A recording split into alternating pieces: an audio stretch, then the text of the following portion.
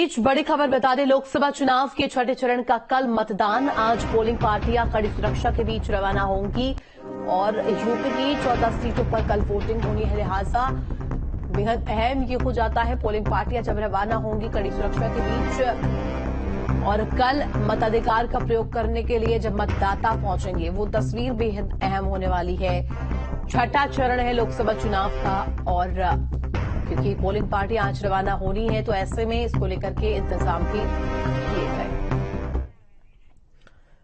तो यूपी में छठे चरण का चुनावी शोर थम गया है और अब कल वोटिंग होगी। जिन 14 सीटों पर मतदान होना है वहां से न्यूज स्टेट ने ग्राउंड जीरो पर अपने तमाम जो सहयोगी है उन्हें तैनात किया है। 14 संवाददाता जुड़ गए हैं जिनसे जानेंगे कि वहां की जनता के मुद्दे क्या है और किस प्रत्याशी के दावे में कितना दम है। तो हमारे साथ दीपक जौनपुर से जुड़ गया और प्रवीण अंबेडकर नगर से हमारे साथ जुड़ गए हैं। ग्राउंड पे किस तरीके से स्थिति है उसे बताने के लिए सबसे पहले दीपक मैं आपका रुख करना चाहूंगी। जौनपुर के जो सियासी समीकरण है वो इस वक्त किस तरीके से नजर आ रहे हैं, क्योंकि प्रचार का शोर भी थम गया। आज पोलिंग पार्टियां रवाना हो जाएंगी और इसके बाद देखिए कल जब मतदाता पहुंचेंगे अपने मताधिकार का प्रयोग करने के लिए, कौन कौन से वो मुद्दे जो प्रभावी रहे प्रचार के दौरान भी और कौन कौन से वो यहां पर पैतरे हैं जो कि यहां पर देखने को मिले।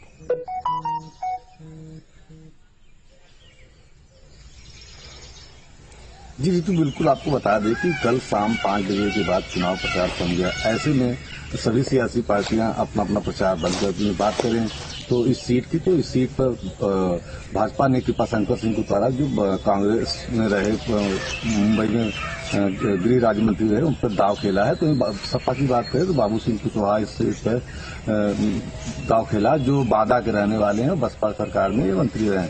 बात करें बसपा की तो अपने पुराने जो सांसद रहे, मौजूदा सांसद रहे श्याम सिंह यादव पर विश्वास जताया है।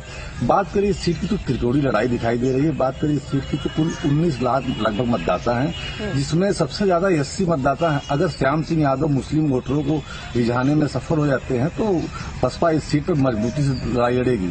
बात करें कल अखिलेश यादव यहाँ जो जनसभाओं को संबोधित किया, जिसमें उन्होंने यहाँ के पूर्व सांसद धनंजय सिंह को जिस तरह से टारगेट किया, तो इससे कुछ सवर्ण वोटर पोलराइजेशन होगा और भाजपा के साथ जाएगा। उन्होंने कहा कि जिस तरह के कर दिया है तो यहाँ पर राजा भैया का भी जिक्र हो जाना बेहद अहम हो जाता है। तमाम जो क्षत्रियों में नाराजगी कही जाती है बीजेपी से है और राजा भैया जिस तरीके से उनका रुख है, और कल हमने तस्वीर देखी थी जहां पर किस तरीके से जनसत्ता दल लोकतांत्रिक के जो तमाम समर्थक है वो भी नजर आए थे रैली के दौरान। तो ये क्या संदेश दे रहा है?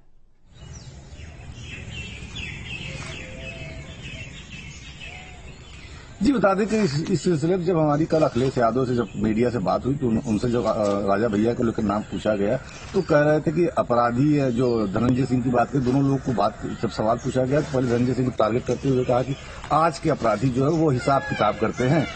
जिस तरह से बसपा ने टिकट पहले दिया इनकी पत्नी को, उसके बाद काटा, उस पर तमाम सवाल करते हुए धनंजय सिंह को डायरेक्ट टारगेट किया। तो वहीं कहा कि जिस तरह से ये धनंजय सिंह टिकट मांग रहे थे, तो पूर्वांचल की बात करें तो सवर्ण वोटरों पर काफी राजनीति हो रही है। बात करें तो जैसे जहां राजा भैया है तो राजा भैया समाजवादी पार्टी के खेमे से कल नजर आए, तो पड़ने वाला है क्योंकि केवल क्षत्रियों में नहीं, कुर्मी वोटर्स में, ब्राह्मण वोटर्स में कहीं ना कहीं ये तमाम जो चेहरे हैं इनकी पैठ रहती है। ऐसे में लिहाजा मतदाता कौन कौन से मुद्दे लेकर के अपने मताधिकार का प्रयोग करते हैं ये तो कल देखने वाली बात होगी। हमारे साथ प्रवीण भी अंबेडकर नगर से बने हुए हैं।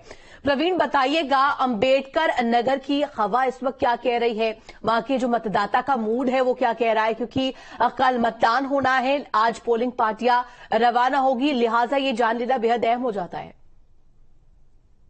ये तो हम आपको बता दें कि जैसे कि कल हमारे यहाँ वोट पड़ेंगे और कल यानी जो है अमित शाह ने एक रैली संबोधित की थी बीजेपी की तरफ से। वो ऐतिहासिक भीड़ थी अंबेडकर नगर में। 95 में जब मायावती जी ने जिला बनाया था तो वो रैली ऐतिहासिक है इसीलिए के लिए, या 14 के चुनाव में पहली बार जब लोकसभा का चुनाव हुआ था, बीजेपी जब सत्ता में आई थी वो दूसरी रैली थी। तीसरी रैली उस प्रांगण में और पूरे जिले में अमित शाह की रैली ने वो सारे रिकॉर्ड भीड़ के तोड़े हैं।